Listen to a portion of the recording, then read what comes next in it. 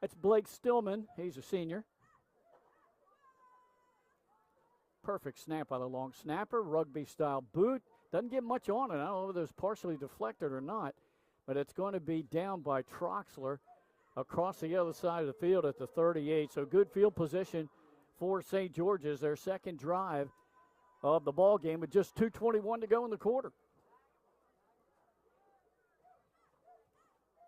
I already got it. Had some internet issues there, folks, so sorry for that. Okay. Stream went out on us with this glare, Glenn. Didn't even see it. Well, we got a little bit of friendly cloud cover right now, Pat, to help us out. All right, St. George, the second time they had the ball. It's a sweep coming near side. And they get him for a minimal gain. On the carry that time, the wide out, Ezra Reyes. And he actually lost a yard. Good pursuit that time by the Golden Knights.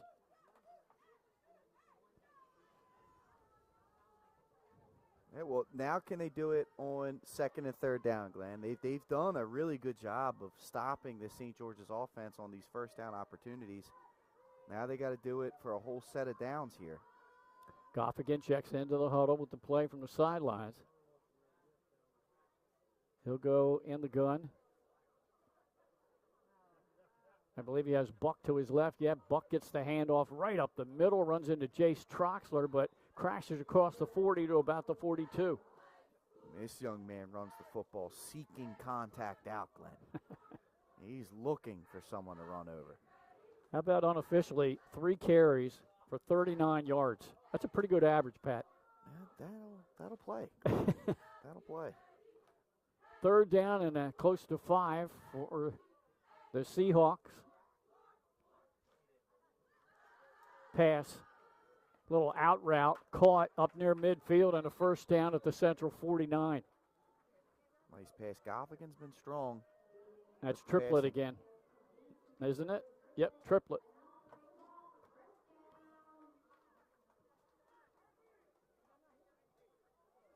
That's the second catch for triplet early in this game.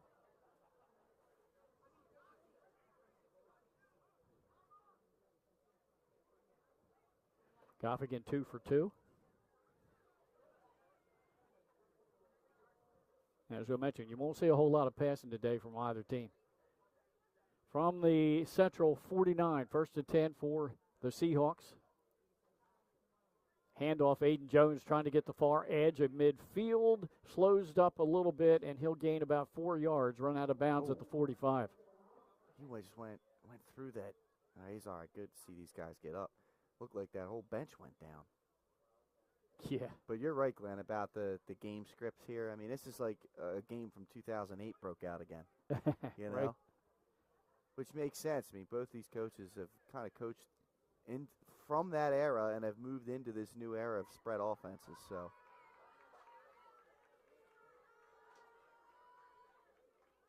blast from the past, man. Heard that. Second down and 6 for the Seahawks. Right at the 45 of the Golden Knights. Man in motion. Jones right up the middle. He crashes ahead, shy of the first down by about 2 yards.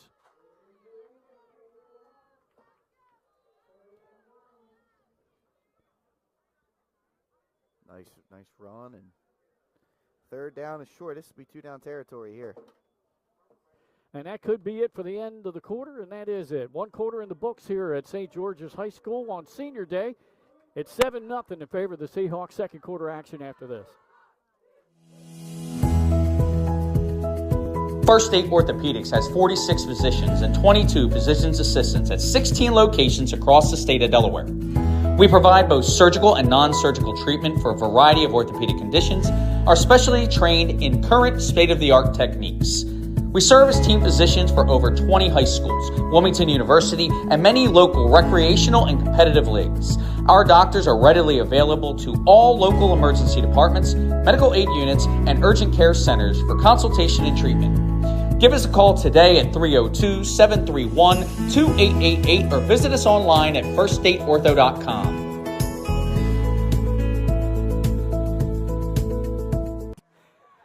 Glenn Fraser alongside Pat Gariantes. We have Christopher Widener Hollywood on one camera. I'm sorry, the other, our down on the field. Who's our other camera? Jordan Hughes. Jordan Hughes. Nick Halliday right behind us. He's here today. We thought he was MIA, but he's back. The man. The myth, the legend. Nick Halliday running the switcher, folks. So right now, with the camera not being in the right position, you can blame that on him. 3rd and 2. They're trying to get the edge with Jones. He has a first down close to the 37-yard line. He'll pick up about 4 there. Tried to laugh and call a play. You caught me. Sorry. Unprofessional. My fault. You caught me with a joke too close to the action. 1 quarter in the books here at St. George's High. And the Seahawks are on the move again, their second drive of the game.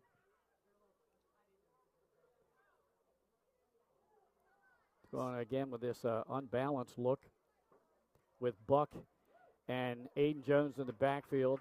That time, Buck took it straight ahead and gained about 5.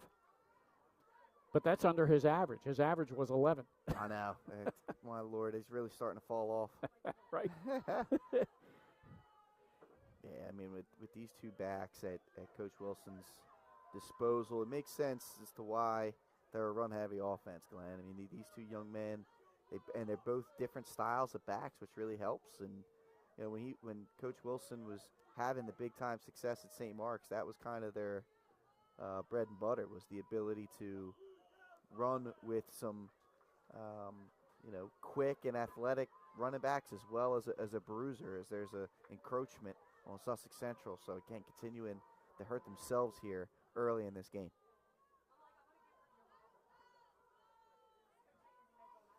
Got a timeout.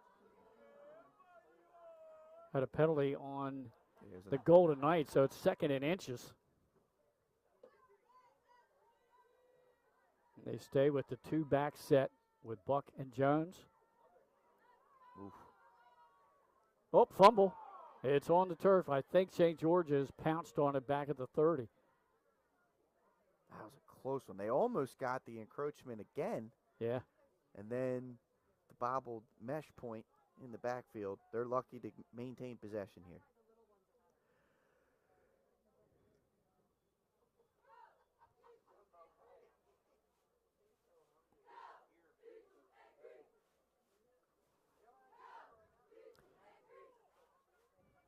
About a 3-yard loss on the TFL back to the 30 thanks to the fumble. So now 3rd down and 4. Under the 10-minute mark here in the half. Trips to the bottom of your screen, lone receiver to the top. Goffigan back in the game. Drops straight back, looks downfield, pressures. He steps up and had to go down because it just closed down on him, no gain. Yeah, great pass rush there by Sussex Central and good coverage in the backfield. And, yeah, Goffigan had to do what he had to do right there.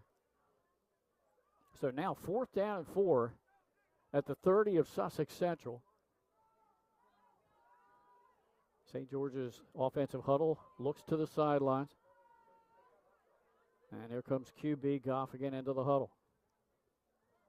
Now you really got to be disciplined if you're the Golden Knights here. You don't want to jump. Once again, trips to the bottom, lone receiver to the top. Goffigan flanked by Jones. Fakes it to Jones. Good blocking, and now they rush him. It's a jump ball and picked off by the Golden Knights down inside the 20-yard line. Not the worst thing in the world. 4th down. That'll go down as an interception there, but Goffigan's like, I mean, if I throw it away, it's a turnover on downs anyway. Right. So he puts it up there, hoping his guy can make a play on the football, unable to do so, and big stop there for the Golden Knights, trying to stay in this football game. Yep, down 7-0 with 8:43 to go in the half. Jordan Hughes getting a good, nice, tight look in there, the Sussex Central offense.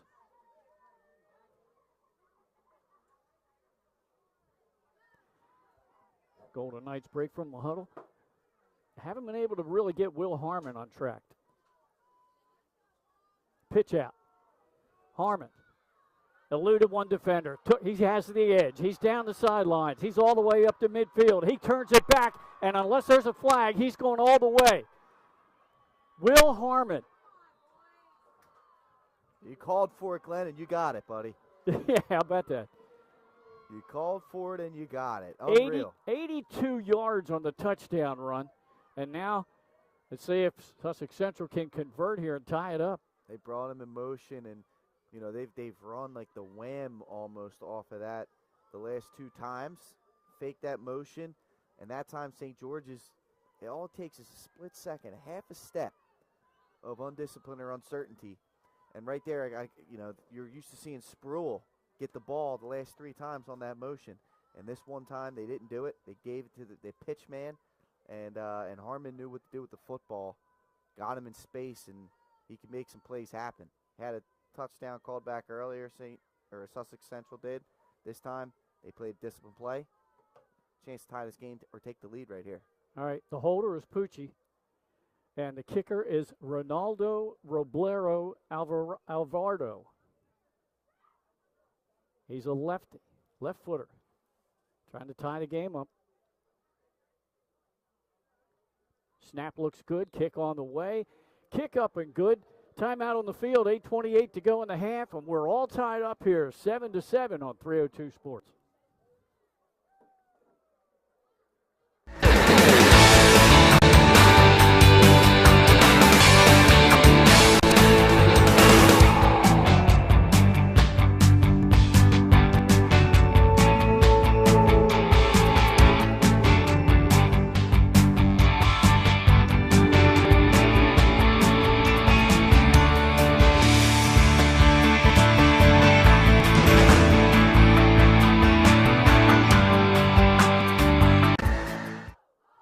Sunny day here just below the C&D Canal, north side of the Appoquinimink School District, as the St. George's Hawks have senior day, their final home game of the regular season. They'll be on the road next week down at Cape Henlopen.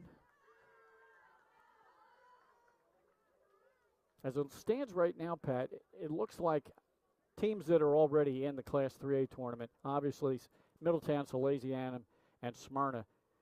And then probably Appoquinimink and Carabel have punched their tickets unless something crazy happens. So we could see these 2 teams here. We could see the 2 we had Thursday night with Caesar Rodney and Cape Henlopen. Yeah, and it's going to be the beauty of these last week of the season and see how this thing all shakes out. Reverse on the return, up across the 30, the 35 to the 36, and on the return was Jaden DeMeza. Great return there by DeMeza. Nearly had the football stripped out, but he's able to secure it, hold on to it, set up his team with good field position. And, Glenn, I got to talk, I was impressed with Caesar Rodney on Thursday night. Yeah. It looks like a team that's starting to peak and play good football at the right time of year. Quinn DeVere looks like he's back. He's settled into 3A after jumping up 2 classes. And how about Denzel Jones? And Denzel Jones. And That's Minor. where I was going next, man. Denzel Jones looks like he is a star in the making. And Minot obviously made a couple of plays as well. So, that's a team that if they do get in, these teams down on that top end of the bracket have to make sure they're playing. They can't take a mental week off, so to speak, against Caesar Rodney. They're playing good football right now, and they have some talent over there. I agree with you. It was good to get to see them for the first time in a few years. And on the tackle that time for the Golden Knights was Rowan Brown, a sophomore.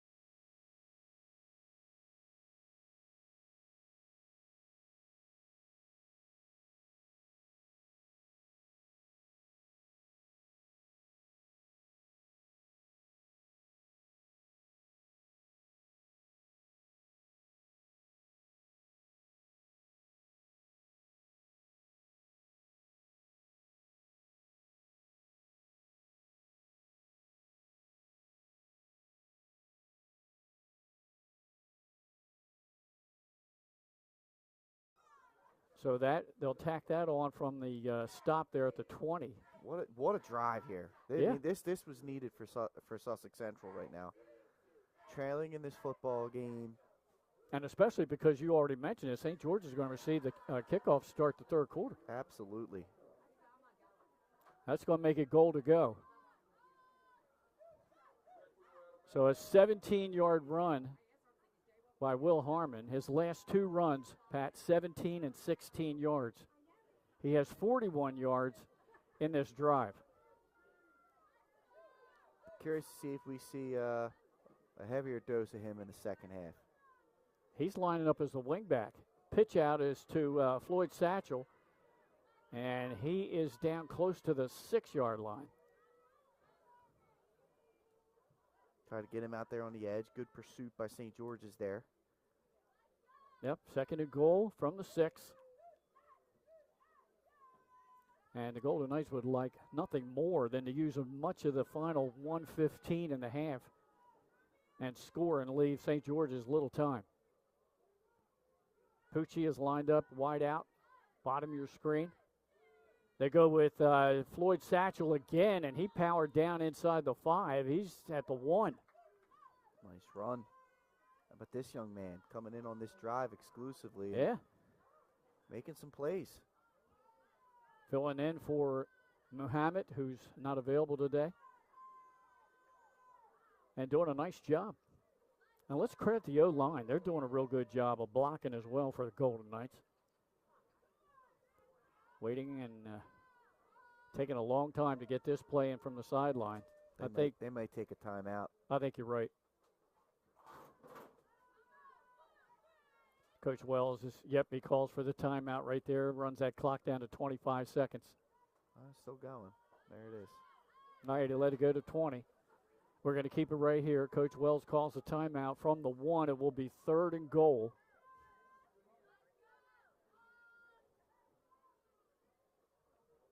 And Armand Floyd Satchel is a junior fullback who's getting some PT today, and he runs pretty hard. He does. I mean, and it just shows the depth of running back talent here at Sussex Central, and all these guys can get the football and make things happen. They're tough to bring down these backs. They're tall. They're fast, quick. Yeah. And each one of them seems to have a different skill set. Mm-hmm. Harmon, very elusive. He's very very good at the cutbacks. Yes. Sproul, he just runs hard. Young fullback, freshman, and almost the same thing with north-south runners. Floyd Satchel. Then you got Jackson in there as primarily a wingback today, but they've used him in motion on sweeps. Mm-hmm. All right, timeout over, Pat. Let's see what happens. From the 1, you've got Harmon and Floyd Satchel in the backfield. Floyd Satchel gets it and walks into the end zone for the 1-yard score. Right behind Will Harmon, who gave him a good lead block. Yeah, great job. What a drive. What an answer here by Sussex Central before the half. To make sure they don't go down trailing with St. George's getting the ball coming out of the break. And now you can go into halftime. You can now you got to secure the tackle here on the kickoff, but you can go into halftime and kind of have this mindset of this is a brand new football game, right? We're in the same situation we were when we kicked this thing off. So exactly. It just comes down to execution.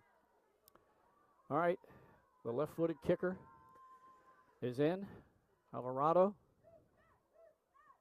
Once again, the holder is Pucci. Awaiting snap. It's good. Kick is up. Pat, we're all tied. 14-all with 17 seconds to go in the half. All square.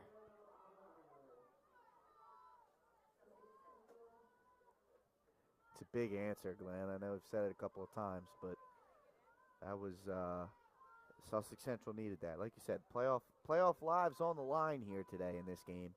Both these teams playing like it. Yeah. It's been a nice competitive matchup. Execution's been good with the exception of the back-to-back turnovers. Right. Got a score from our good friend Marty Sheehan. Middletown 35, Hodson 8 in the fourth quarter. No surprise there. Got camera all over the place. There you go. All right. Settle that thing down.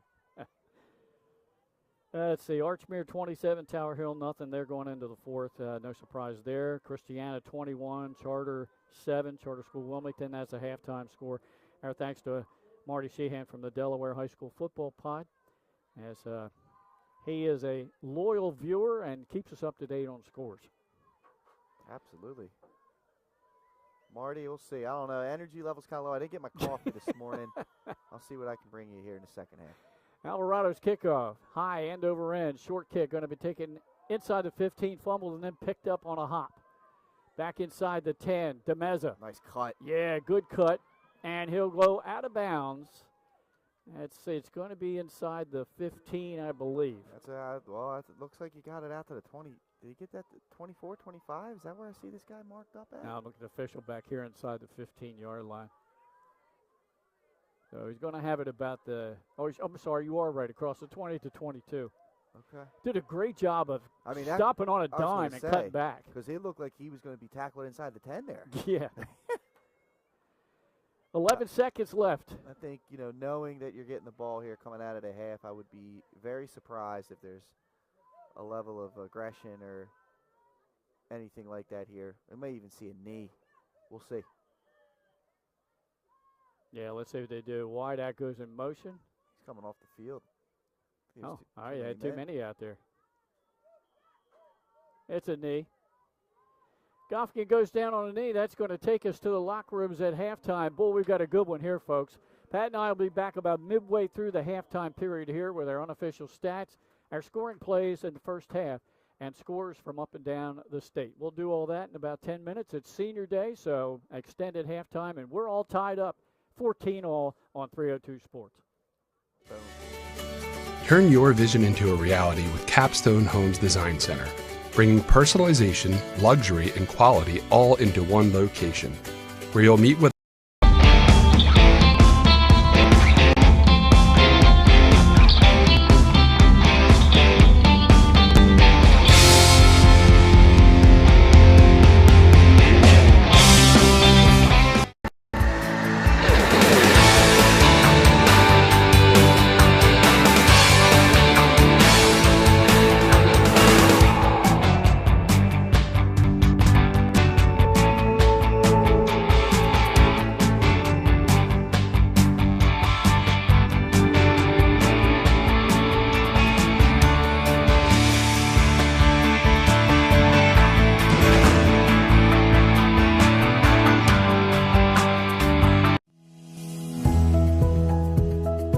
First State Orthopedics has 46 physicians and 22 physician's assistants at 16 locations across the state of Delaware.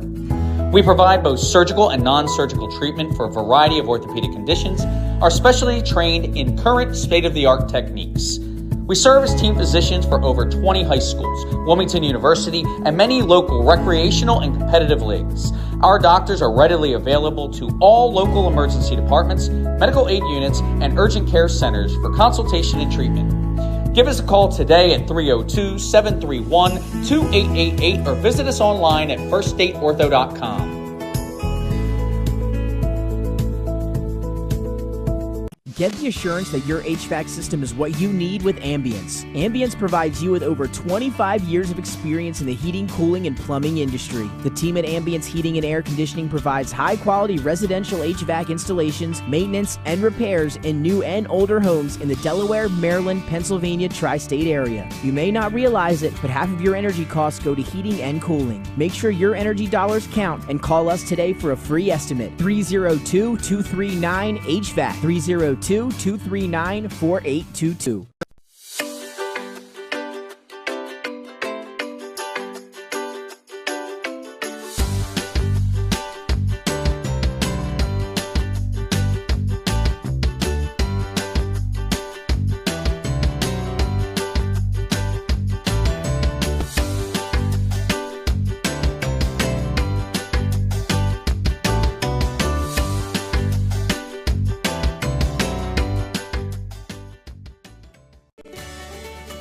Turn your vision into a reality with Capstone Homes Design Center, bringing personalization, luxury, and quality all into one location, where you'll meet with our certified design consultant that'll show you exactly what you're choosing, so you can make the best choice for you when designing your new home.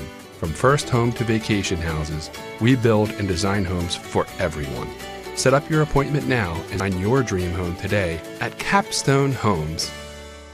Wraps, signs, banners, and promotional items that can help your business stand out from the rest. Looking for an excellent way to convey a professional image? Customized promotional products are the perfect way to target new customers, increase employee retention, and boost your brand awareness.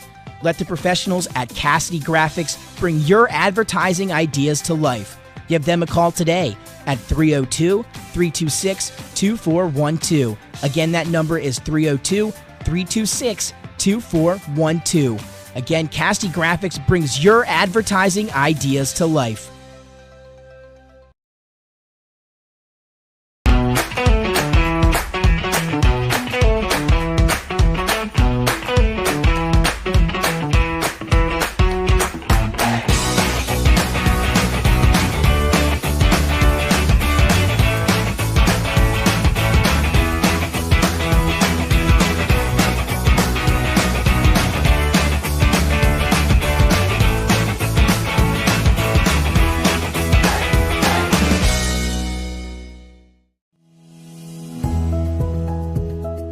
First State Orthopedics has 46 physicians and 22 physician's assistants at 16 locations across the state of Delaware. We provide both surgical and non-surgical treatment for a variety of orthopedic conditions, are specially trained in current state-of-the-art techniques. We serve as team physicians for over 20 high schools, Wilmington University, and many local recreational and competitive leagues. Our doctors are readily available to all local emergency departments, medical aid units, and urgent care centers for consultation and treatment. Give us a call today at 302-731-2888 or visit us online at firststateortho.com.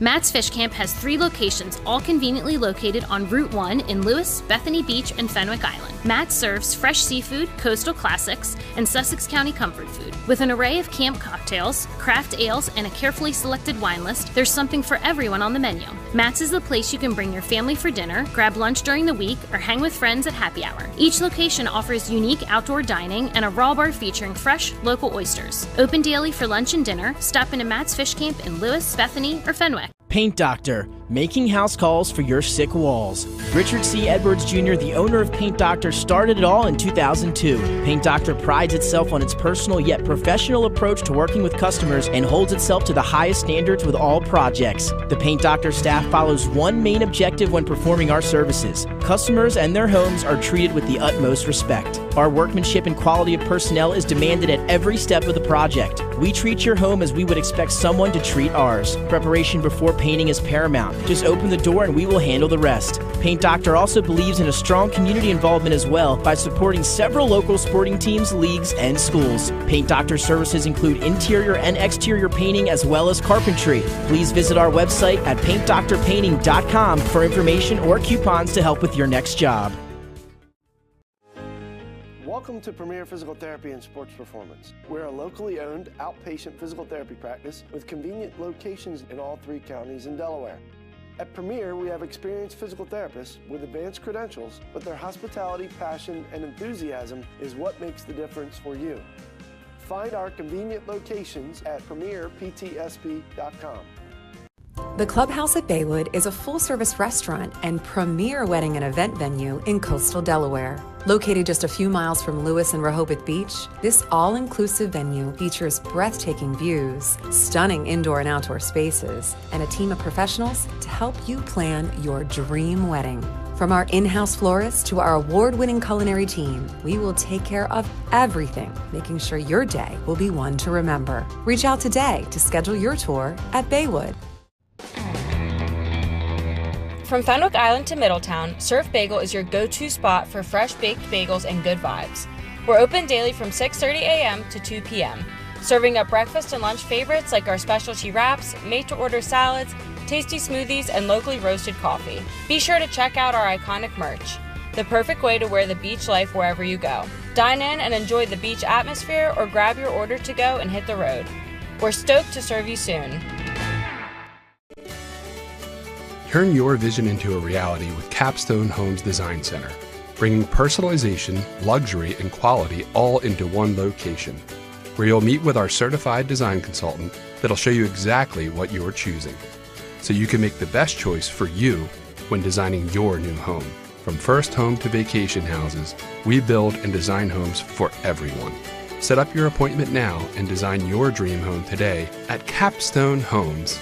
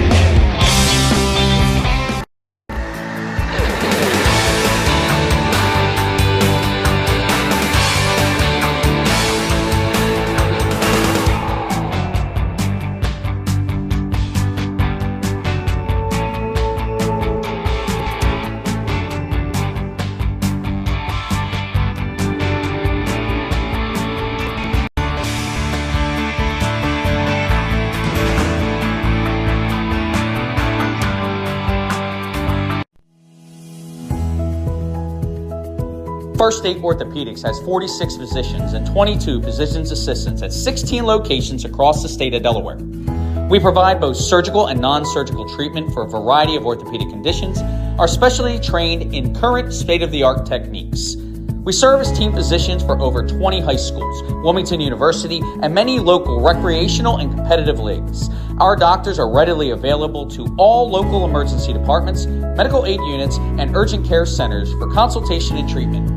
Give us a call today at 302-731-2888 or visit us online at firststateortho.com.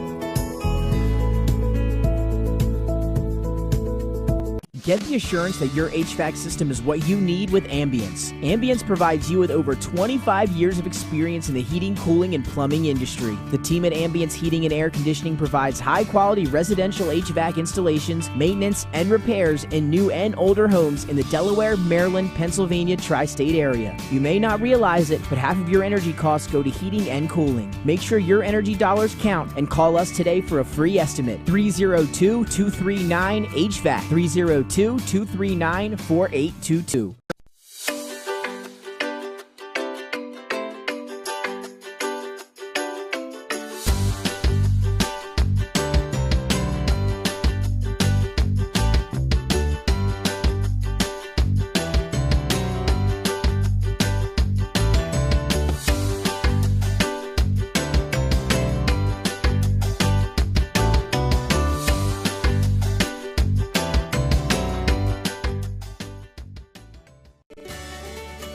Turn your vision into a reality with Capstone Homes Design Center, bringing personalization, luxury, and quality all into one location, where you'll meet with our certified design consultant that'll show you exactly what you're choosing, so you can make the best choice for you when designing your new home.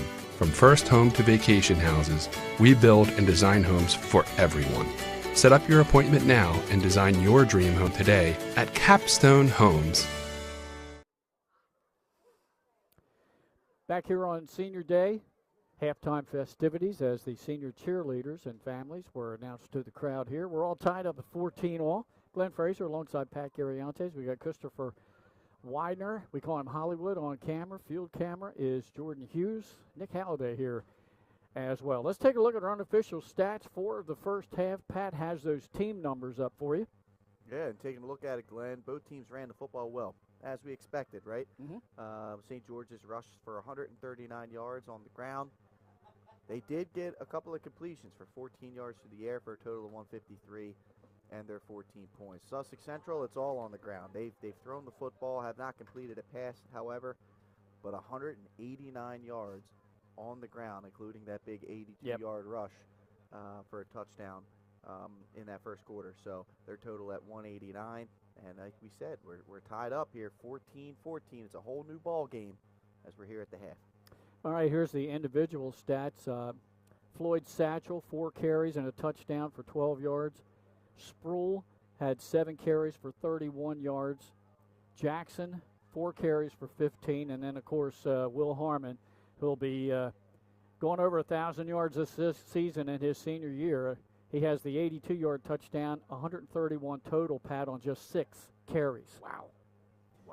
Yep, and quarterback Cannon, 0 for 3 on the passing. So you already gave the team number there. Let's switch over to the home team, St. George's. Aiden Jones, 11 carries for 60. 1 carry, 32 yards for DeMeza. 6 carries, 47 yards, and both touchdowns by Buck.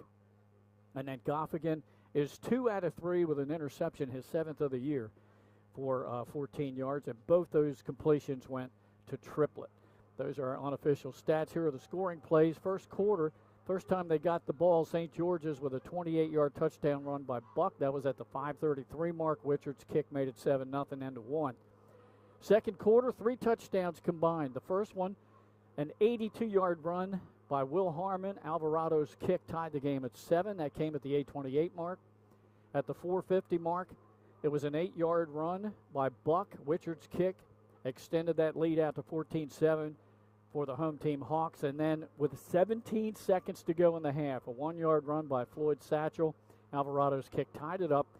And that's where we stand. Around the state, scores that we had in the fourth quarter was Archmere leading Tower Hill 27-0. At the half, Christiana up on Charter School of Wilmington 21-7. And also in the fourth quarter, Middletown 35-8 over Hodson-Vo Tech. That's what we have for you. We'll step aside for a couple of minutes and be back with the start of the second half of this tight one here. 14-all. Turn your vision into a reality with Capstone Homes Design Center, bringing personalization, luxury, and quality all into one location, where you'll meet with our certified design consultant that'll show you exactly what you're choosing, so you can make the best choice for you when designing your new home. From first home to vacation houses, we build and design homes for everyone. Set up your appointment now and design your dream home today at Capstone Homes.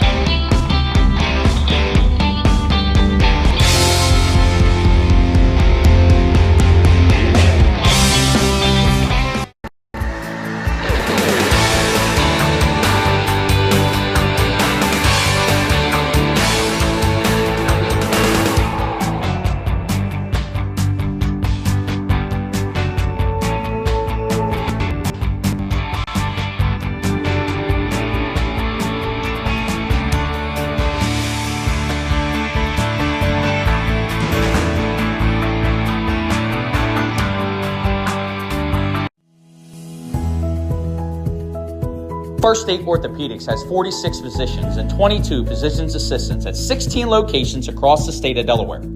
We provide both surgical and non-surgical treatment for a variety of orthopedic conditions, are specially trained in current state-of-the-art techniques. We serve as team physicians for over 20 high schools, Wilmington University, and many local recreational and competitive leagues. Our doctors are readily available to all local emergency departments, medical aid units, and urgent care centers for consultation and treatment. Give us a call today at 302-731-2888 or visit us online at firststateortho.com.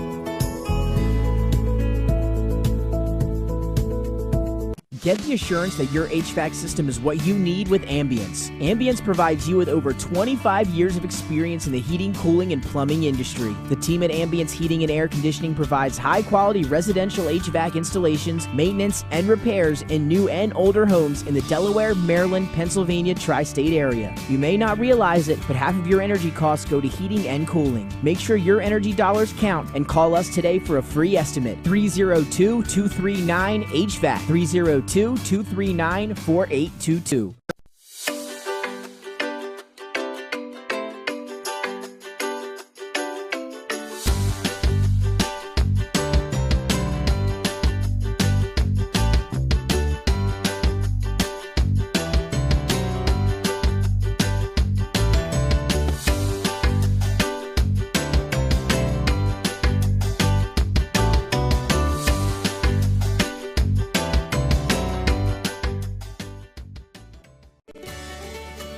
Turn your vision into a reality with Capstone Homes Design Center, bringing personalization, luxury, and quality all into one location, where you'll meet with our certified design consultant that'll show you exactly what you're choosing, so you can make the best choice for you when designing your new home.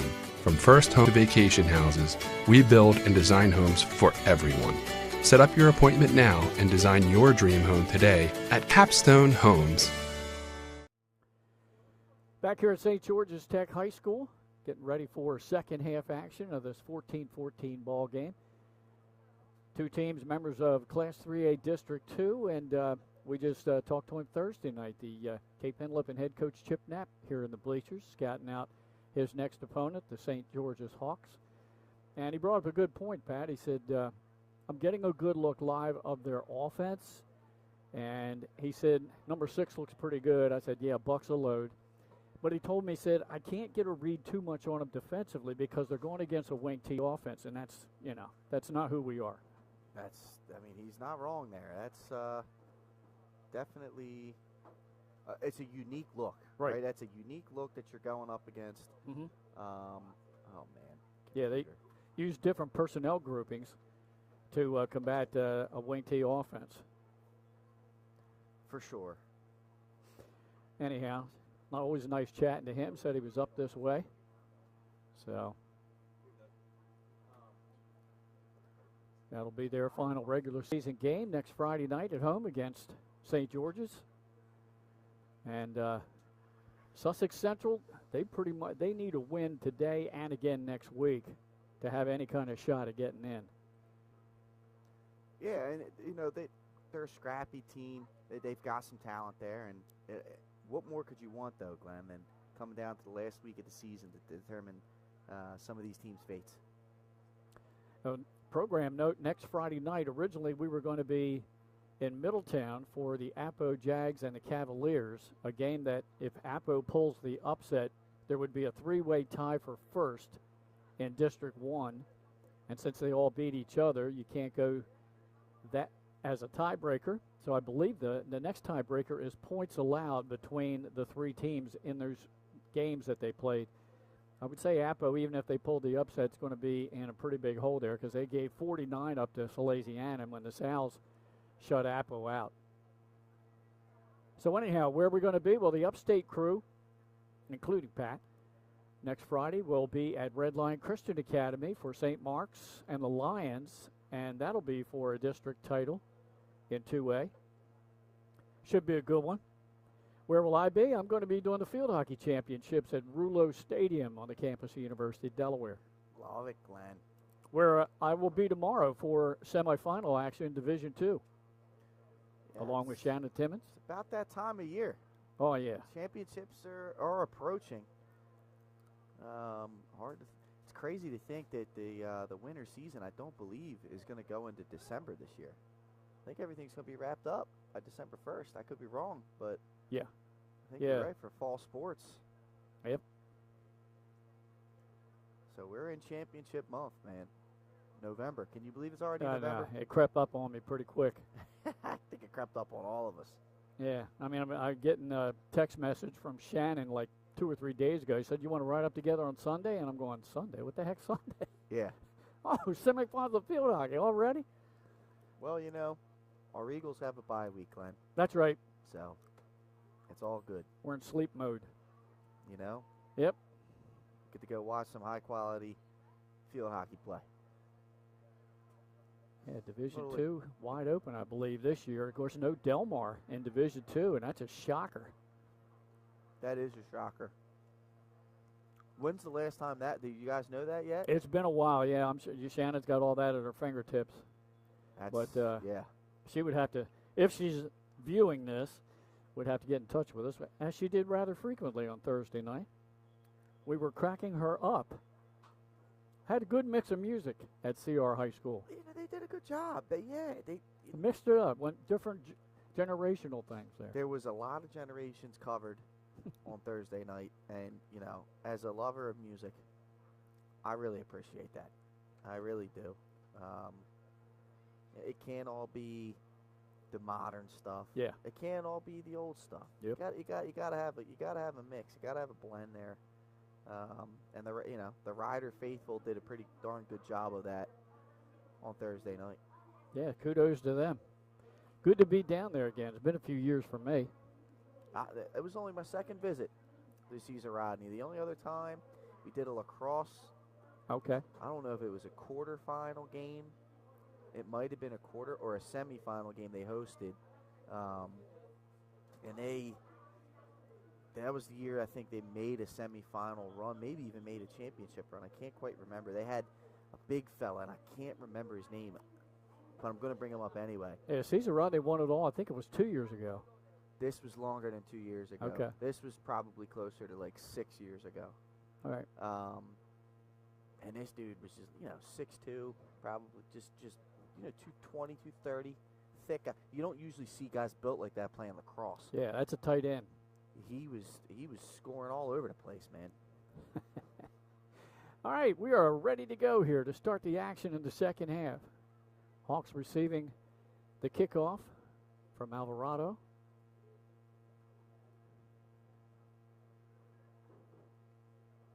As soon as he'll signal the official that he's ready. And he approaches the football. Squib kick down the near sideline, and it's going to go out of bounds, which will draw the penalty flag. And almost always, the receiving team will just take the ball at the 35-yard line, but they do have options. You can take it where it went out, which they're not going to do because it was further downfield, or you can back up the kicking team 5 yards, make them do it again. Well, that was something that my head coach, Joe Hempel, in high school used to always do. Move them back. Yeah. You move them back, force them to kick it again. And, 8 times out of 10, that was the right decision. Only twice, 2 times out of 10 would it kind of go against you to where you don't get the ball at least a 35. 80% success rate. I like it. It's pretty good. Goff again in the gun. Jones alongside of him. DeMeza in motion and sets. Jones gets the football, trying to get the edge on the left. Oh, he went right through the line. Good block inside, steps a defender, and finally out of bounds. Where are they going to mark him out? In Central Territory at the 45-yard line. Tell you what, that's a great run there by Jones. Yeah, the wardrobe malfunction kind of happened there, and that could have really slowed his stride up. The pants down there trying to run. He did a good job of keeping those feet moving. That's a big-time pickup and a big-time opening drive here for St. George's if they can make something happen. 20 yards for Jones. Goff again feeds Jones again. This time right side, follows blocking, cuts it back to the middle, and he's inside the Central 40 down to the 39. Keep feeding the beast. Back-to-back great carries there by Aiden Jones. Oh, he comes up hobbling a little bit. That's okay. It must be nice. You could just bring in Joel Buck. Yeah, right. and not lose anything there. Both these young men, elite running backs. 6-yard pickup there for Jones with Buck in the game now. Second down at 4. They bring DeMeza in motion. Goff again feeds Buck left side, sheds one defender, stiff arms another, and he's all the way down inside the Central 30. And a first down. I mean, what a Mack truck, man. I mean, this guy, he is not. That is not fun to take down. plowing his way for a first down. He has. That wears on you. Yeah. As a defense. He has both touchdowns in the game.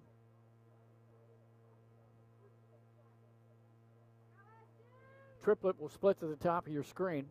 DeMeza to the bottom. And now DeMeza in motion. He gets the football. No, it's not. It's quarterback Goff again. Good fake by him. He got a couple of yards. Looks like they're going to mark him down just inside the 25 of the 24-yard line. Pick up a 4, second down and 6. This is it. I mean, this is a good opening drive here for this St. George's offense. Methodical, mixed in a couple of big plays. All on the ground. Yeah. DeMeza and Triplet both split to the top of your screen. Reyes to the bottom. They feed Buck, following blocking on the right side. And he goes down close to the 15-yard line and another first down. I mean, he's just a handful. I mean, this young man is just an absolute handful to bring down. I do not envy these Sussex Central defenders trying to step in front of him. And it never takes one guy, it feels like. It's got to take 2 or 3 guys. I'll tell you what, these two kids are pretty special. And they're almost dead on in yardage for the game. 70 yards unofficially so far for Buck and over 80 yards for Aiden Jones. Goff again sends DeMeza in motion. Hands it off. Jones back in the game. Slashes left side. Racing for the pylon. Did he get it? That pylon's hit. Oh, he stepped out. Yeah, they're going to mark him out just shy. Big time run. And it's been an impressive drive. Got a Golden Knight down. He looked to be in some pain. Yeah, at the 20-yard line. So a 14-yard pickup there for Aiden Jones. Got to give a shout out to my colleague Mike Lang. Glenn, he solved my earworm. Player I was thinking of from Caesar Rodney, class of 2018, Demetrius Stevenson. Okay, yeah, the meat. The meat hook. That's what he says his nickname was. How about that? Meat. Yeah, that was him, man. And he was awesome. But that was my first ever time. I think he was a big-time football player. I think I think he played football. He's built like a football player, I can tell you that. They're going to officially mark Jones down at the 2. So I guess he stepped out before the body hit the pylon. And we actually have 2 players down there. We had 2. One Sussex Central Golden Knight already walked off the field. We have another one down at the end zone. That must have been on the hit. Yeah. So they're tending to that player down there. And head coach John Wells concerned. He's now making the long trip all the way across the field. Got a final score. Marty Sheehan again feeding us with scores today. Christiana winning 42-20 over Charter School of Wilmington. Our first final from today.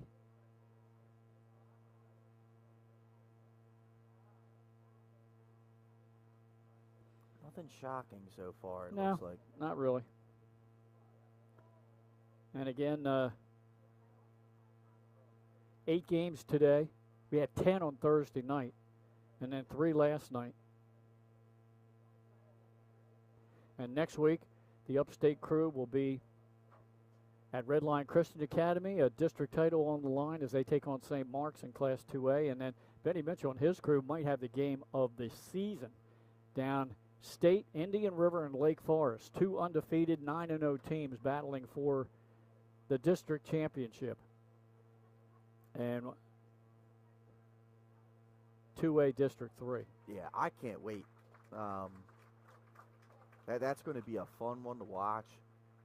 And like you said, I mean, both of those teams, they're 2 of the front runners down there, as well as Howard in that 2A state championship quest.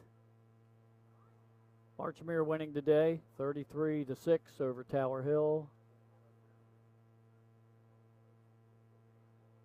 And the last we heard, Middletown leading Hodson 35-8 in the 4th quarter. That's what we have for you right now on the Dover Federal Credit Union scoreboard. You can bank on Dover Federal Credit Union. Another fine sponsor for 302 Sports. And hopefully both those Golden Knights players are okay, nothing serious. Now, ready to go, 1st and goal for the Hawks at the 2-yard line. Goff again takes the snap, feeds Jones, trying to get the edge, and he walks into the end zone. We have a flag down. And that was thrown by our white hat, the head referee. It's going to be a hold against the Hawks. The touchdown, take it off the board. That one stings. Yeah. But now you got 1st and goal at the 12. Right. I mean, that's what I'm saying. I mean, you went from thinking you scored on the long run to then thinking you scored on the play after that. Right. And now you're at the 12. Yeah. I mean, seeing that, feeling like you saw the ball go across the pylon twice and having 0 points for it could be tough. There you go, Marty telling us Stevenson went to Rutgers, played lacrosse up there for the, what are they? Rutgers are the Knights, aren't they? Scarlet Knights? Scarlet Knights, yep. Yeah. And then transferred to Delaware to finish out his career in college. Thanks to Marty Sheehan and Mike Lang for helping me out, man. Yeah, how about that? Big time. Ask it, now shalt receive. Jones gets the handoff. And he gets inside the 10. It looks like shy of the 5. It'll be 2nd and goal from there. Golden Knights on pilots. He was in on the stop. Looked like number 25. Sproul was in there as well. We're getting his whole man's young resume. Mike Lang says, yeah, he played football. He also swam. Yeah, Devin West on the tackle there for the Golden Knights. 2nd and goal from the 6. Yeah, also a swimmer. Multi-talented. Goff again has Jones to his left. Jones gets the football up the middle, trying to push that pile. Looks like he got to about the 3 before he stopped. See if they try and get to the edge again here, Glenn. They had success on the 2 plays prior to the holding penalty. Yeah. These last 2, they've kind of gone up the middle in between the tackles to get themselves down to the 3. See if they try and get to the edge. All right. Goff again got the play from the sidelines. Jones to his left. DeMeza and Triplett split to the top of your screen. Reyes to the bottom.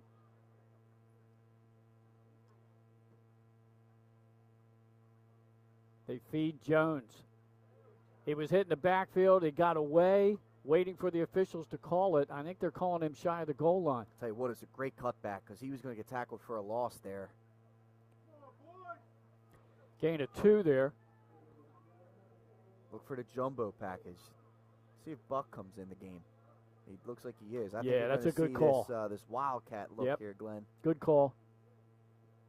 Let's see if Buck takes that direct snap because he scored both touchdowns. That ball, nose of that ball just shy of the goal line. It's not going to take much. Buck has Jones to his right. Double tights. He feeds Jones. Great blocking on the left side, and he walked in untouched for the go-ahead touchdown with 7:19 to go in the third, 20-14. Well, it was a little bit more delayed than maybe they would have liked. But nonetheless, the same outcome occurred there for St. George's. Big-time drive to open this second half. Just went methodically down the field, Glenn, and then finishing this thing off with a touchdown. Yeah. Chewed some clock up. Yeah, but shorten this game. Over a 5-minute drive there. All right, here's Witcher to try to make it 21. Kick has the distance, end over end. It's up and good. As we keep it right here on 302 Sports, 7:19 to go in the third, and will the Golden Knights have another answer? Every time St. George's has surged ahead by a score, the Knights have come right back. We'll have to wait and see what happens. No, which defense is going to step up first here, Glenn? I mean, they've answered the call. Both teams have each time. Who's going to be the first one? We shall see. And the Golden Knights have done this as they typically do without any passing yardage. Only attempted 3 passes in the game. And you keep looking for that. You know, they suck you in with the wing T action, and all of a sudden, like you said, you hit a waggle. Mm-hmm. So we'll have to see if that's in this next series, if they need it. I like what they got going, though, with the 3 backs. I mean, 3 guys have contributed today. Yeah. With Floyd Satchel, obviously Harmon, and then the freshman standout Sproul. Yeah. So, I mean, either 3 of those guys can make you pay, and that as a defense can be tough, man. You get 3 guys. If your wing T offense has 3 guys that can produce like that, it makes it that much harder. All right, Witcher ready to kick it off. Hits this end over end. It will be taken inside the 15 at the 14-yard line, up across the 25, and stopped at the 30 and thrown back. That was Spruill on the return. A lot of these Golden Knight players play on both sides of the ball. Spruill does, Harmon does. So the Golden Knights in pretty good field position. They're on the 30-yard line. First time the offense has been on the field in the second half. They have 7:11 to go in the quarter. All right, let's see if this wing T offense can get things going. Again, Glenn, like you said, St. George's right now is on the ropes when it comes to playoff contention. This is a must-win game for them. Well, Sussex Central, I think, more on the ropes. Not to correct you, Pat, but St. George's is That's actually, what I meant. yeah, That's they're what in a I pretty meant. good position. Yep. Wrong team. Yep, good carry. It started outside and they cut it up the middle for a 6-yard pickup, and that was Devin Jackson. Yeah, I think St. George is in pretty good shape. Yeah, they are. Even if they lose today and again next week to Cape, I think they're still in. Be a lot of tiebreaker stuff going on. So yeah, Sussex Central, they're on the ropes for sure. That's who I meant. Yep. That's who I meant. I thought you did. Yeah. That's a good correction, partner. That's what we need. Got to pick each other up when we fall down. Get that one right up the middle. Good carry, all the way out close to midfield. A powerful run, and that was Floyd Satchel. Again, Glenn, we're starting to see all 3 of these backs able to produce. It just makes it so hard as a defense, man. This young man, he's impressed me, Floyd Satchel. I agree. Didn't really have a whole lot to discuss when it came to him in the pregame. Yeah. But again, they're down a back, and he's stepping up to fill the void. He is. Unofficially, we had him 4 carries for 12 yards and a touchdown in the first half. Well, he got 13 right there. Yeah. Moves the chains at the 48. Jackson in motion. He gets the football on the sweep. He cuts it back, and he's into St. George's territory down at the 44. Jackson as a 4th guy that's been positive here today, running the football. He's had a couple of big-time chunk plays. Yeah, he got 8 there, so it's 2nd down and 2. And like I said, that waggle, that pass is always there in the back of the minds of the defense. But when you're moving the ball this well, do you really need to go to it? Absolutely not. You only go to it in certain situations. The 2nd down and short, this might be one of them. Let's see if they go to it. Double wing. They give it to Harmon. Harmon cuts it upfield. Gang tackled, I think, just shy of the 1st. It'll all depend on the spot. You can see Coach Wells is going the safe, methodical route here. Yeah. I'm just going to give it to my best player. Yeah. Set up a 3rd and an inch. Who has an 82-yard touchdown run in the ball game. So it's 3rd down and a yard. We have Floyd Satchel in the backfield along with Harmon. They give it to Floyd Satchel, I think, or was that Harmon? They got the 1st down at the 40. He picked up 3 yards. It was Floyd Satchel. Young man he's been good for them. Nice complimentary back here. And at some point, Glenn, do you see them start to lean on Harmon as this game goes on? They've done a good job of spreading the wealth, keeping him fresh. Yeah. Or do they stick with this, alternate 3-back approach? Well, they're doing a good job with that with Floyd Satchel and Spruill because, like I said, St. George's, they're keying on Harmon. They want to make him a top priority. Play action. He's back to pass. He looks in the flat on the wheel route. Harmon had it and dropped it. He got spun around and couldn't hold on. It was a little bit behind him, but still one. I'm sure Harmon's going to wish he hauled in. Yeah. He had a little bit of room to work, too. Great little throwback play. And again, when it's run, yep, that play action pass, sometimes you can catch a defense sleeping. And that's the key with Will Harmon. You want to get your talented, athletic running back out in space and let him take over. That might have been a touchdown if he held on. He was one guy to beat. Yeah. He had one man to beat, Glenn. That's a great play call at that point in the game. Now they got 3 more downs to get 10 yards. At the 40-yard line. 2nd and 10. Jackson, the wing back. Pitch out, sweep far side with Floyd Satchel. Gets spun around just shy of the 35. Tell you what. It's like they waited a little bit of time before they unleashed Floyd Satchel. Yeah. He's been a bell cow the last couple of drives for them. Runs hard. Picked up 4 there, so now big 3rd down and 6 here for the Golden Knights. Obviously 2-down territory, I would think. I think you're correct there. Considering where they're at on the field. And what's at stake? And definitely with what's at stake. Pucci, wide out. Handoff. Harmon out of the backfield. Broke a tackle and got the 1st down. At the 26-yard line. Great work. Good blocking up front. Able to get Harmon, allowed that stride to take effect and let him to get full speed there in the open field. Moving the chains. Clock down to 3:20 to go here in the 3rd quarter. Hey, what a game, Glenn. Yeah. It's been a while since we've had a nice, solid, competitive game. Thursday night started off that way and started to slip away in the second half, but and 2 teams that are keeping it on the ground. This Absolutely. is only the first possession of the second half. I know. For Sussex Central. Like I said, it's like we're back in 2008. We are. Again, Jackson, the wingback, to the right. He's in motion. Pitch out to Jackson. Got a block. Oh, he got spun around in the backfield, and that threw him off his game. And he's going to be tackled for a loss. Big time job there by that St. George's defense. Get them behind the sticks. That's an important part of it, Glenn. Looked like yet again good pursuit from Dorrell Roberts, number 50. He made a couple plays in that first half as well. Yes, he did. 2nd down and 11. Ball resting at the 27 of the Hawks. Double wing set. Now Cannon stepped away. Sends Jackson in motion. Play action. He's back to pass.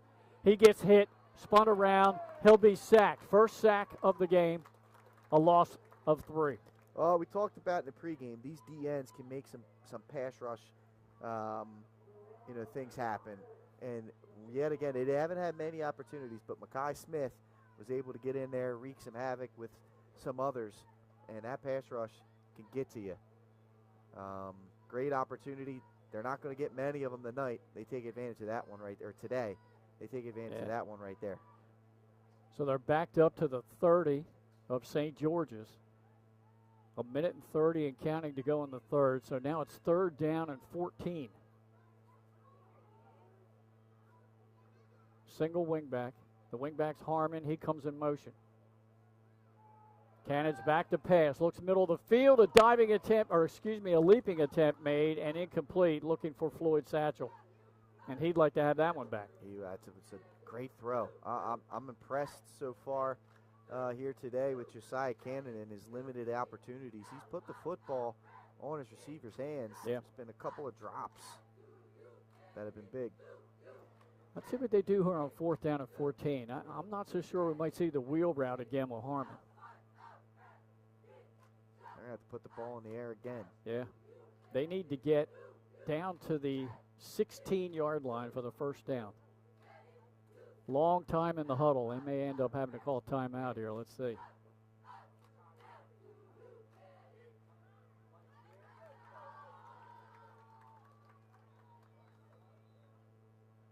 They step away. Penalty delay game. I thought they were taking a lot of time. That's why I was wondering if they took a timeout there maybe, but did that not. One hurts. That one definitely hurts them.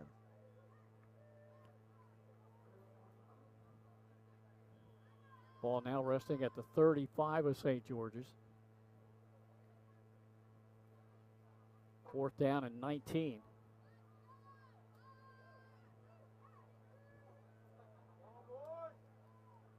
Huge play here, Glenn. Pucci lined up as a wideout at the bottom of your screen. Double wing set. Cannon back to pass. Pressure's coming. He's wrapped up. He gets rid of it to Floyd Satchel, who makes the catch.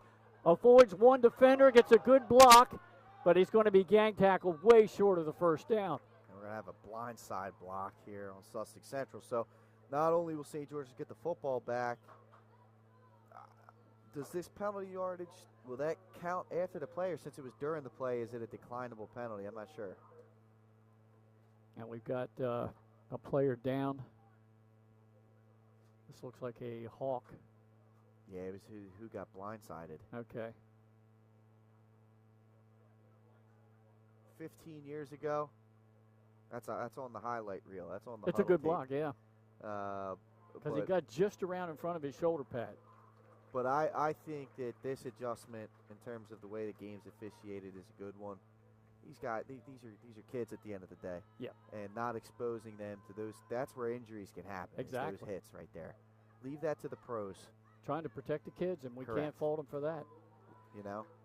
So that goes down officially as a 1-yard carry for Floyd Satchel. That was a shovel pitch. It was not a forward pass. Yeah, that would have. You're right, Glenn. Yeah. That would have been a fumble. If that ball was on the turf, it'd have been live. So he got down to the 34-yard line. And that's where the Hawks will take over with just a minute to go here in this third quarter. So the two teams on their possessions here in the third almost ran out the clock. Both with 5-minute drives.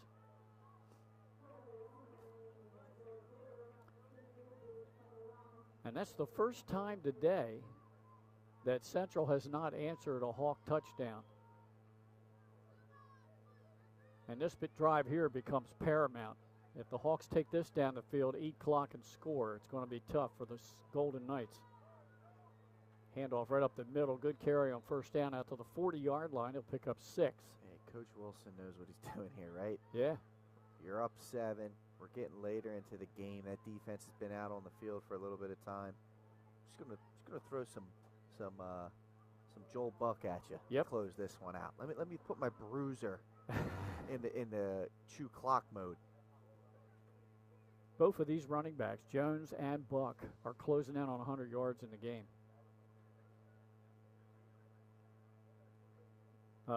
Jones is already over 100. I have Buck at 76. DeMeza in motion. Handoff coming near side. All good defensive play in the backfield. Great play. That was Reyes. I'm sorry. Nasir Jones. That was Nasir Jones, yeah. Wrong team. Heck of a job. Got him in the backfield. Kept the outside arm free. Came up, delivered the blow, and secured the tackle. Nice play. Looks like we got a timeout by St. George's. Quarter. Oh, that's the end of the quarter. Well, that was a quick 61 by, seconds. brother. Yep. Moved on. All right, we'll head to the fourth quarter, and we'll have that action for you right after this.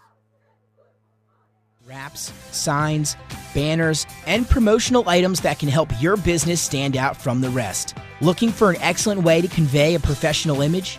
Customized promotional products are the perfect way to target new customers, increase employee retention, and boost your brand awareness.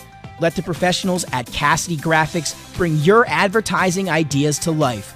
Give them a call today at 302-326-2412. Again, that number is 302-326-2412. Again, Cassidy Graphics brings your advertising ideas to life.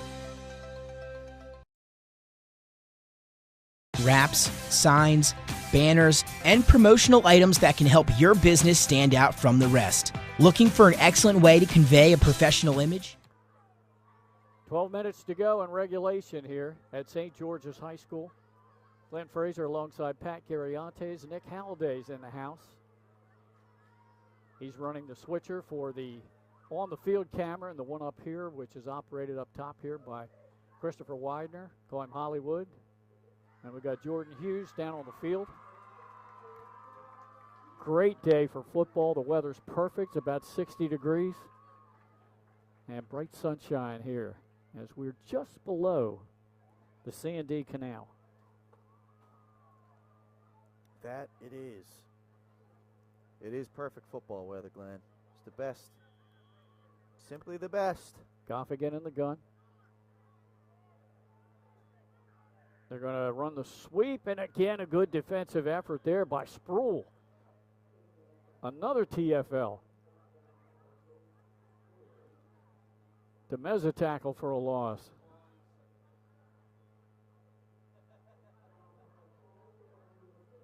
Oh, we had a flag down too. I didn't see that.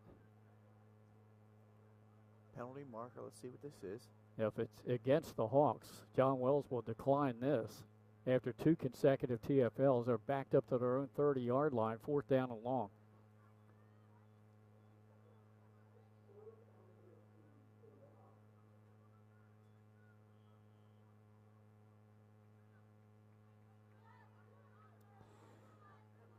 One of the rare times St. George's has punted today. Wichard back in punt formation.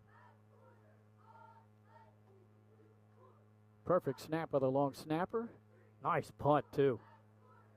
And they're just going to let it bounce. It takes a little bit of a Golden Knight bounce. Will be down at the Sussex Central 34-yard line, and that's where they'll have it. 11:34 to go. And see if the Golden Knights can get a drive going and tie this thing up, or will the Hawks hold on and make a stop? Yeah, this is a big moment in the game. Nice stop by Sussex Central there. Yeah.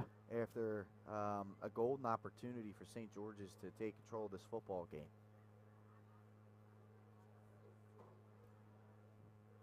Did a little run blitzing in that last 2 plays for head coach John Wells and his Golden Knights, and now they break out.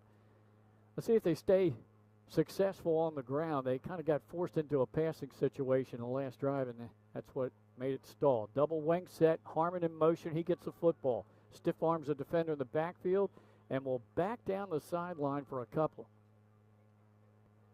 Yep, 2-yard gain. There's the first start. Let's see what they can do. 2 yards, not going to get it done here. Going to need to get more than that. Nice play, nice stop by St. George's to start this one off. 2nd down and 8 coming up. Harmon got out of bounds on that last run to stop the clock.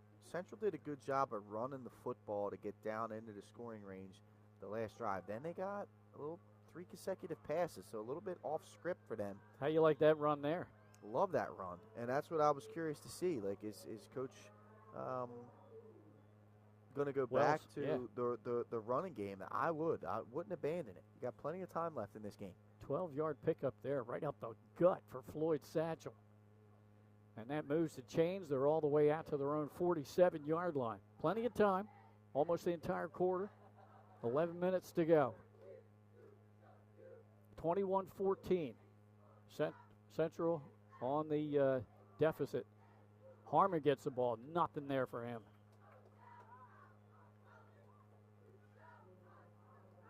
Give him credit for maybe a yard. As, again, St. George's knew who the key guy was to stop, and they've got a spy on him, one thing, and then they're just swarming to him every time. That's good scouting. That's good scouting right there. St. George is well prepared, and you can see, and that's simply the case. You can see it on the scoreboard. Only 14 points given up right here in the 4th quarter. 2nd and 9. Cannon's back to pass, throws far sideline, and there's his first completion of the day to Pucci right near the stick. That's great. However, and I know your first read is that out. If he looks to the backside post, he's got Harmon all alone. Really? Oh, for my. A walk-in touchdown. But he did the right thing. His first read is to get the out route, and it was open. He delivered a good catchable football and a first down. Oh, okay.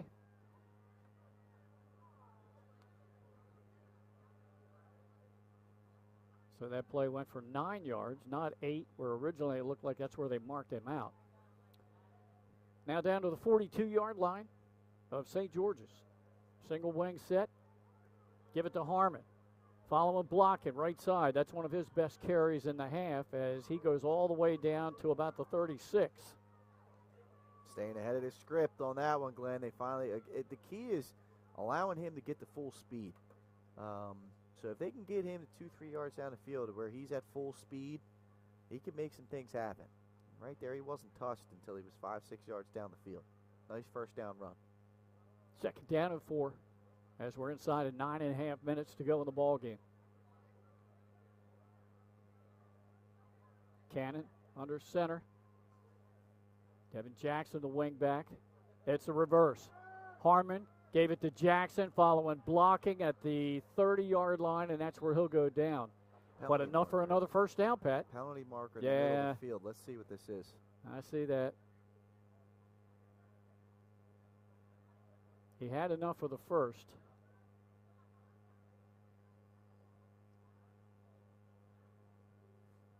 And now here's a signal. Holding on the Golden Knights. They've had a few of them today, Glenn. They've really kind of taken them out of their rhythm. Yeah, those kind of penalties really hurt them big time. Spot foul, though, so the 10 yards is going to mark it back to almost the original line of scrimmage. At St. George's 41-yard line. So it's 2nd down and 9. Here comes Cannon from the sideline. Golden Knights with an overall record of 3-5. St. George's 5-3. Pucci will split to the top of your screen. Double wing set. Harmon in motion. Pitch out to Harmon, trying to sweep. Oh, great one-on-one play. Who was that made that stop, Pat? That's what we're waiting to see. Got to wait till he shows us his back. Yeah, got that shirt tucked up. Those numbers are hard to pick up. That was a heck of a job. One-on-one. Number 20. Heck of a job right there. Caleb Hayes. He came up, the sophomore. That's not an easy, like you said, Glenn, not an easy one-on-one tackle. Good job of not allowing that edge to get set. Nowhere to go. 3rd and long incoming. And that's not where the Golden Knights want to be. It's 3rd down and 14. We're at the 8-minute mark. Double wing set. Harmon in motion. And they give it on the counter play to Devin Jackson, spin move, and he gets to the 40. So he picked up 6, but it's going to be 4th down and about 6. All right. This is a huge play in this game, Glenn. That's going to be more like 4th down and 8.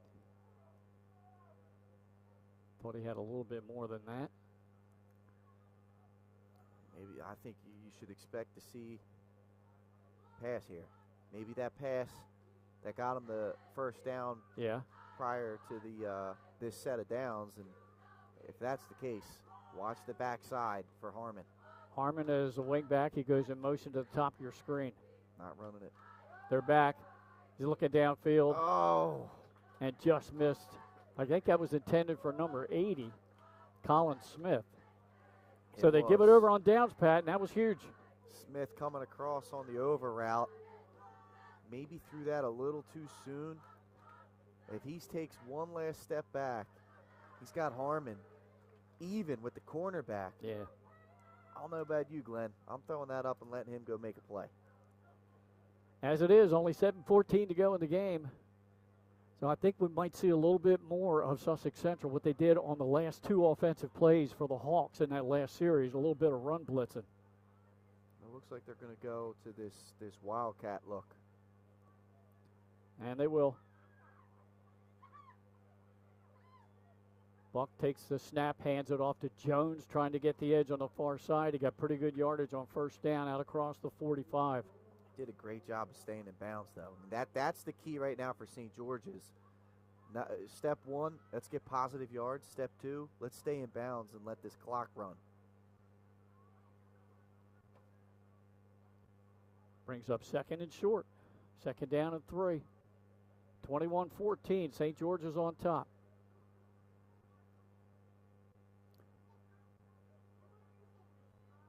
And they're going to stay with the Wildcat look with Buck and Jones.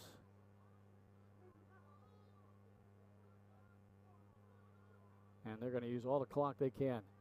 Buck fakes the handoff to Jones, takes it himself, has the 1st down, and he's into Central territory down at the 43-yard line.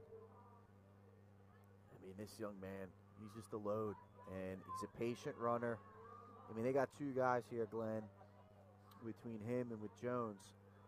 This is a heck of a 2-man running game for the St. George's Hawks, and if they're able to get a lead on teams, they can really bury them, which can come to be a huge advantage come playoff time. I mean, these playoff games in a win or go home situation, if you can limit possessions because you can put together long, effective drives, it could help you. You could stay in games that maybe you wouldn't.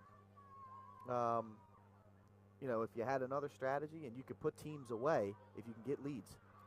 Jones that time tackled for a loss, and getting in there in the backfield was Hayden Barnhauser. I don't know if Barnhauser came through unblocked or what. He did a great job. And again, open field tackling has been good today for both teams, Glenn. Yeah. Now that's a big play defensively for Sussex Central. They want to get the ball back because they had to get St. George's behind the sticks. That's an 8-yard loss. You're right. I mean, the last-ditch effort here. You gotta force a 3 and out. Given your play script, you want to get this ball back with, maybe just under 4 minutes to go. Goffigan back in the game. Hands it off, left side.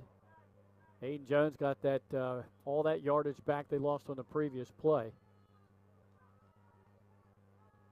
Now you got 2 downs to get 10 and a half yards if you're St. George's.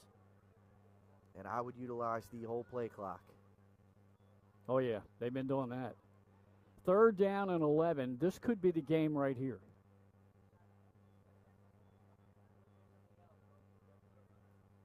It could be. It really could. 4:20 and counting to go. Hawks will send triplet, split to the top of your screen. Trips to the bottom.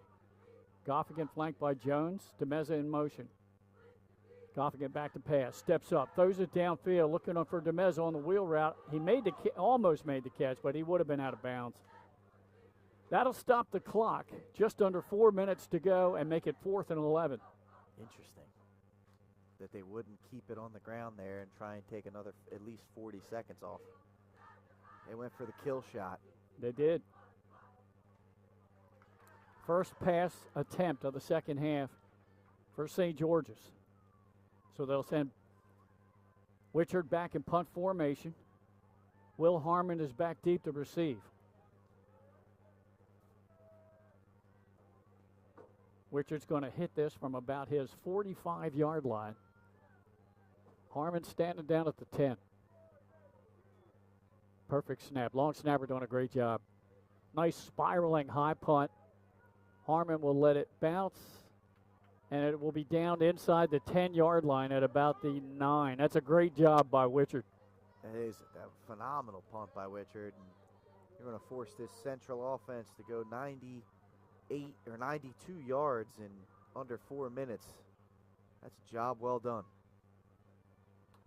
They trust their defense. Yeah.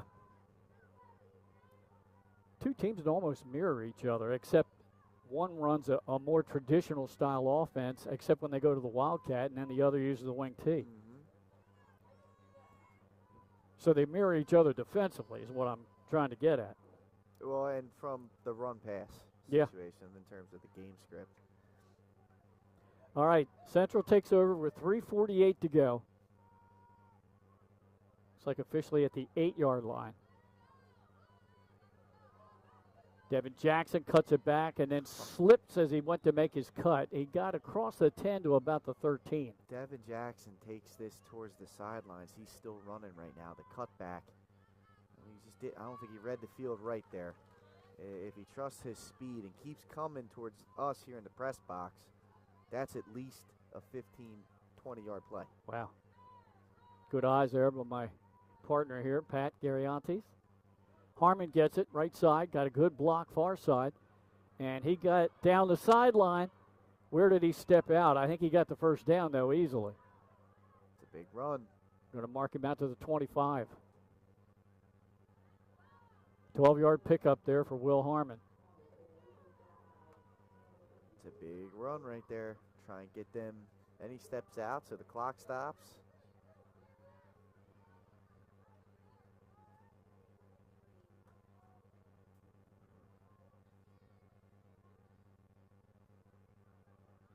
Harmon over 160 yards in the game.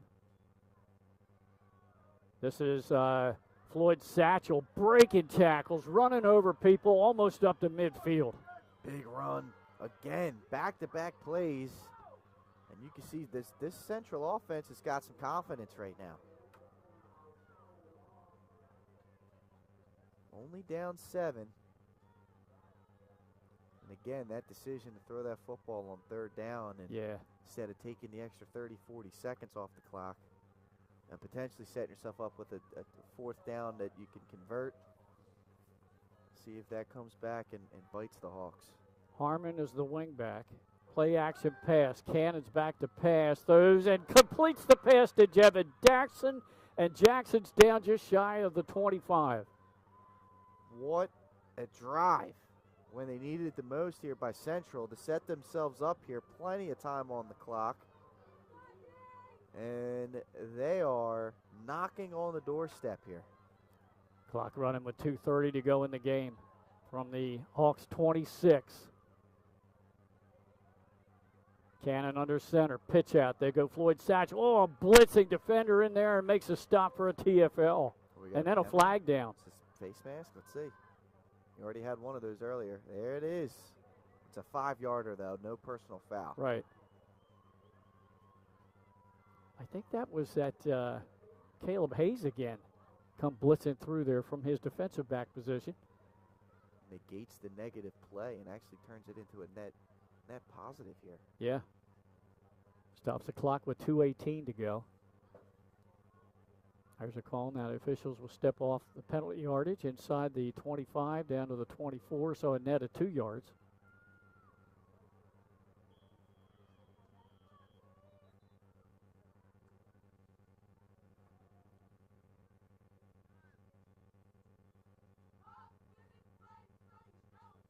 Pat, I've got it in the back of the mind, but what do you think about extra football today? It might happen. It could. Of course, it'll be decision time for head coach John Wells if the Golden Knights can punch in the touchdown. Do you try to kick the extra point, or do you try to go for 2 in the win? We'll see what happens. I'll tell you this.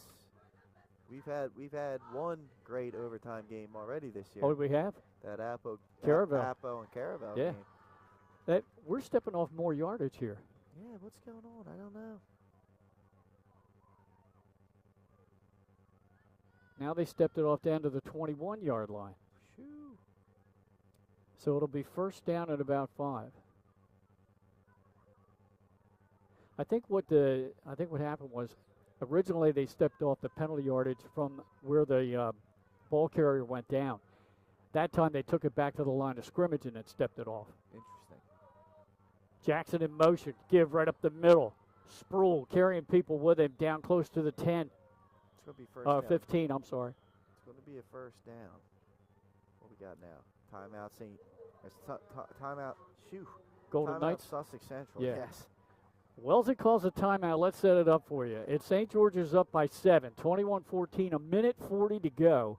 This drive started just under the 4-minute mark, and it started all the way back, remember, inside their 10-yard line after that punt. Yes, yeah, at the 8. They started off at their own 8.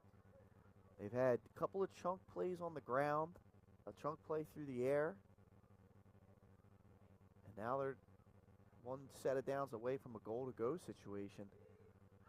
That's plenty of time, 1:39, 1:40 to go.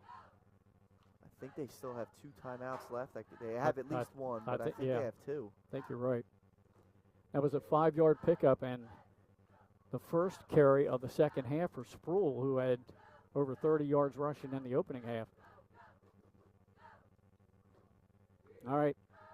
John Wells has left his offensive huddle as they come up to the line of scrimmage. 1st and 10 at the St. George's 15. Pay action. Those going to the end zone. Man out there's wide open. Touchdown, Pucci. Great job. Everyone's going towards the St. George's sideline except for Pucci, who's going the opposite way. Nice little throwback there against man-to-man coverage. Big-time touchdown. And now decision time for Central, Glenn. Yeah. That's what I'm wondering. Do you try to win it right here or to at least take the lead? It looks like they're going to go for it. I don't see number 57, who is their kicker, coming out onto the field. Roblero Alvarado still on the sideline. They're going for the win. All right, Glenn. how about that? Let's see what they dial up here. Now timeout, I think, by St. George's. Is that right? Yes. All right. Wow. Wishbone look. They want to get a personnel change in. Looks like they're calling for big number 72, Sean Mulrine. Trying to clog the middle up. Called his name a few times in that Smyrna game. So they're going to put some size in there. How about Cannon this half? 0 for 3 in the first half. He's 3 for 6 in the second half. And he connected with 3 different, Pucci, that was his second catch of the game for 24 yards, and then a 26-yarder to Jackson. Decision. As Alvarado has been almost automatic for Sussex Central. Matter of fact, both kickers done a great job today on special teams, the holder, the long snappers for both teams. Well, here we go. The Golden Knights, let's see what they dial up here. 2-point try to take the lead. It would be their first lead of the game. Well, they shifted over. They shifted over. Jackson is the wing back. Pitch out. Harmon gets a block, and he's in there for the 2 points. Wow. What a gutsy call by Sussex Central. Their season on the line. They gave it to their best, and he delivers. And now they're a stop away from getting a big-time win here today. Sussex Central with their first lead of the afternoon. It's 22-21 with 1:34 to go. And Pat, that might be the drive of the game. It was a 92-yard drive. Absolutely. And they needed some chunk plays, and they got them.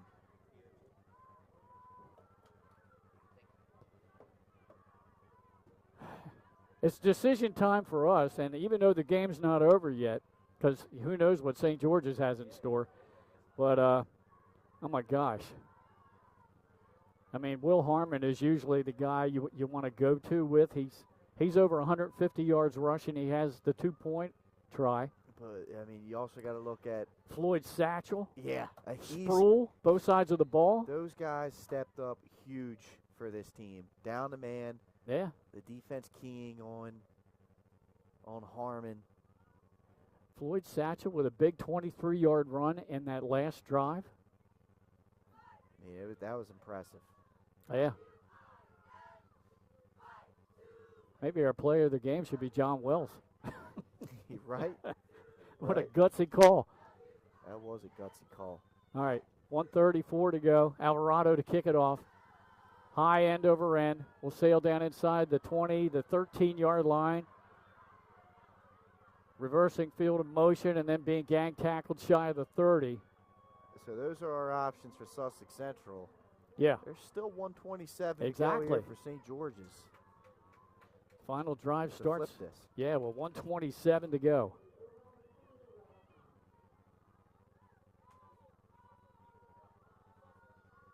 And that was, time-wise, a very quick drive for the Golden Knights. They started the drive just under 4 minutes. It was only about a 2.5-minute drive. They had 2 big-time chunk plays. Yeah, they did. 23-yard run and then the pass. 26-yard pass to Jackson. Yep. Yeah. All right, here we go. Goffigan in the gun. Jones to his right. Back to pass. Pressure's coming. He gets it off. Screen. Completes the pass. Screen pass up the middle all the way out to the 39. And completed to I don't know who caught that. They're going quick. I don't know if it was Buck or I don't know who that was. Yeah, Glenn. All right, we're right up the middle. They quickly go. Goffigan straight back. Throws a long pass down the middle of the field. Almost over the shoulder catch down there inside the 20-yard line, but incomplete. Nice ball, man. It's a nice ball. And that was the big play St. George's needed. Unable to connect there on that one. 68 seconds to go in the game. 1-point lead for the Golden Knights. Now the Golden Knights make some substitutions defensively. I think they want to get more D-backs in the game. That was a big-time shot. Jaden DeMeza almost hauled that in. Second down and 10. Triplett and Reyes split to the bottom. Two receivers up top, including DeMeza. Goffkin rolls near side, throws the out route, completes the pass up near midfield and stretching down to the 49. First down. That was Triplett on the catch. He's the one that made the screen catch, I believe, too. It was a nice job, nice catch. Stretching for that first down. Good throw by Goffkin. St. George is trying to get themselves down into field goal range or score a touchdown and win this thing outright that way. Let's see. Yeah. All four of Goffkin's receptions in the game have gone to Triplett. First and 10, they're at the 49 of the Golden Knights. 61 seconds to go. Two receivers up top. Reyes in motion. Goffkin drops back, sets up the screen, middle of the field, completes it to Triplett, and he's gang tackled for no gain. Was that number 2? It was Aiden Jones. Aiden Jones, my bad. No, you're good. Timeout on the field. St. George's trying the screen game. You know, I think I made a comment the other night. I don't know if it was on air or off air. Don't see the screen game very often called anymore in the state.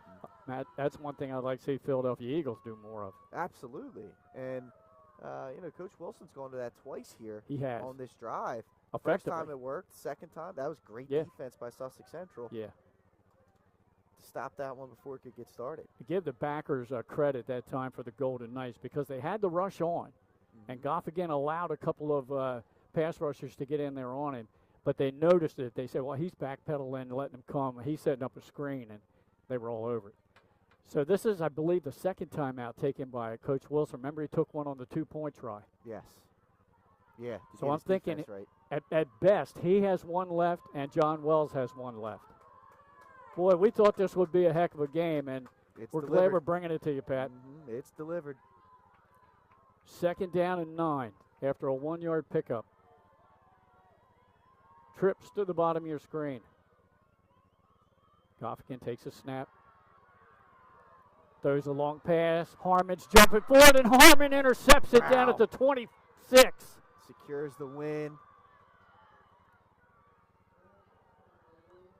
That's a tough one there. Goffkin wanted to take a shot on the wheel route. I mean, that was just perfectly played cover, too. Yeah. And now it's just a matter of taking a couple of knees, and the Golden Knights will get a much-needed win if they can hold on to this one, improve to 4-5, 2-2 in the district, and then they've got a big showdown game at the Castle next Friday against Smyrna.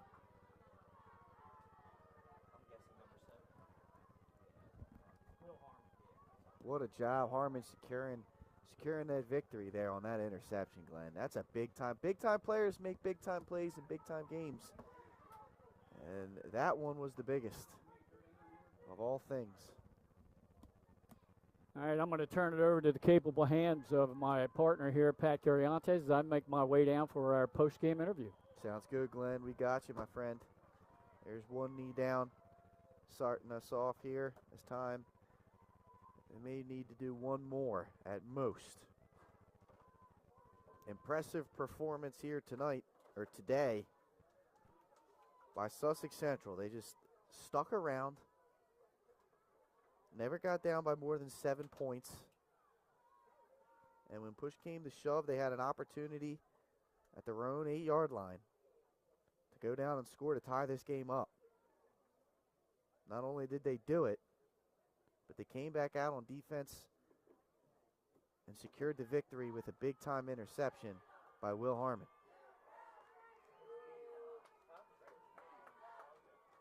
So as Glenn gets himself ready to go down there and talk with Will, we're going to get you set up for the post game right here on 302 Sports. Your final, Sussex Central 22, St. George's 21. We'll take a quick commercial break, and we'll be right back. Glenn down there with Will Harmon. Thanks for sticking with us, folks. We'll be back right after this. Turn your vision into a reality with Capstone Homes Design Center, bringing personalization, luxury, and quality all into one location, where you'll meet with our certified design consultant that'll show you exactly what you're choosing, so you can make the best choice for you when designing your new home. From first home to vacation houses, we build and design homes for everyone. Set up your appointment now and design your dream home today at capstonehomes.com.